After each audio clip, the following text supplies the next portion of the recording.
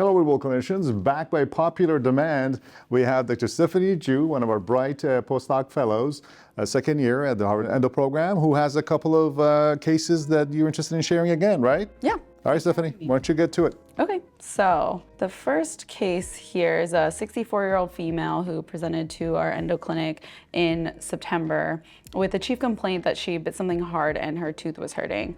She was formerly a hygienist throughout her career, but had recently had some medical issues, so she hadn't been seeing the dentist as often as she had liked to, but currently was in remission for all of her cancers.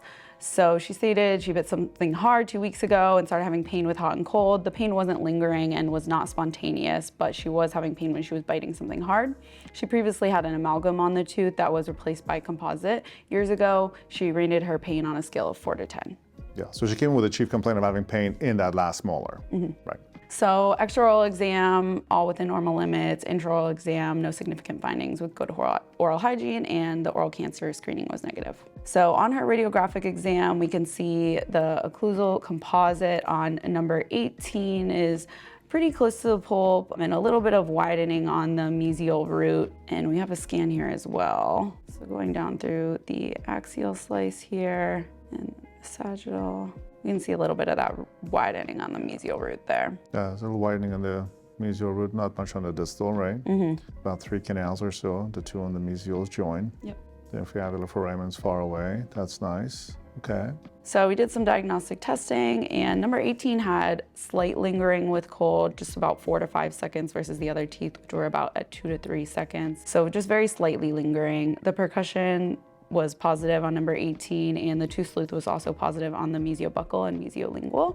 Probe depths were within normal limits, no mobility, and just some of that widening on a mesial root. So because the lingering wasn't too severe, we did diagnose it as reversible pulpitis, but with symptomatic apical periodontitis, gave it a differential of possibility of a cracked tooth or symptomatic irreversible pulpitis, possibly from some recurrent decay or coronal fracture. Right. So slight sensitive to percussion, but you do have only a 4-second delayed response to the cold, which is not too long. Okay. So we recommended first for her to kind of try to stay conservative, to do vital pulp therapy, and then alternatively to do the root canal. And her disposition was to try the vital pulp therapy, having a pretty high dental IQ, being a hygienist. She wanted to keep things as conservative as possible, and definitely eventually full coronal coverage with our GPR program. And the prognosis of the vital pulp therapy with the percussion sensitivity, we gave it as maybe a little bit questionable, but still worth a shot. And overall prognosis of the tooth was favorable. Okay.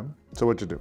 So at the first appointment, we removed the old composite and kind of just saw what was underneath and how deep the caries went. The caries didn't end up going into the pulp, but we did kind of see a fracture that went from the distal kind of across the roof of the chamber. So we just removed as much caries as possible, but didn't really go deep into that crack and decided just to do a bulk fill of the biodentine and monitor it for 6 weeks. Yeah.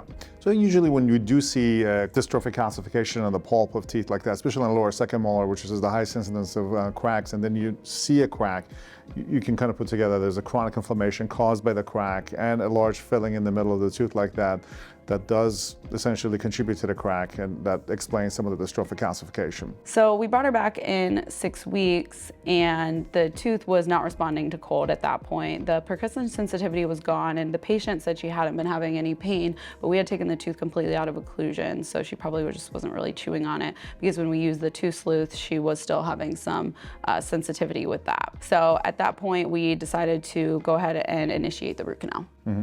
So at the first appointment, we went ahead and initiated a root canal and just placed some calcium hydroxide. We ended up seeing a lot of calcifications within the pulp. So we cleaned those out, being careful not to let them fall any deeper, and got it as clean as we could at the first appointment, and then scheduled her for a follow-up to complete the root canal.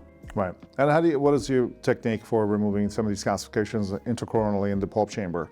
So I've found what works really well is using the ultrasonic with water and just flushing them out of there to make sure we're really pulling them out instead of pushing them deeper. Right. So yeah, I mean, I would use also like a high speed or something to go down to a lower level of the pulp without reaching all the way to the floor, so that you end up with thinner kind of levels of the calcification of the ultrasonic and more efficiently get through it.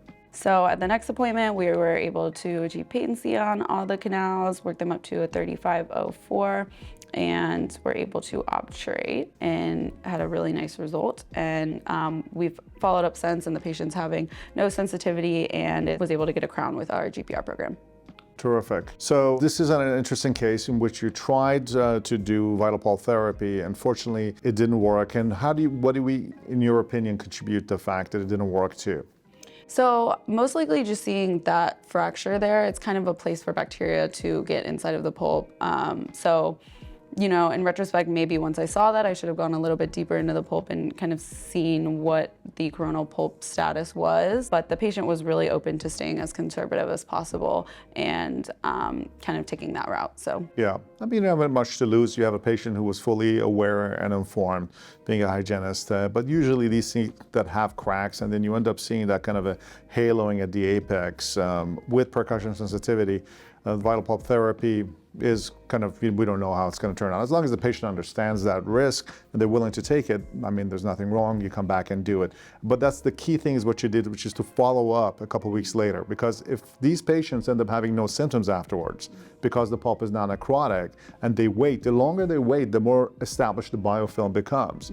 And then your success rate all of a sudden drops. Because part of the arguments for not doing vital pulp therapy is the fact that necrotic teeth have a lower success rate than vital teeth. So the argument has been, well, do the root canal because otherwise you're going to have a necrotic tooth in your hand and you're going to have a lower success rate, which is a valid argument.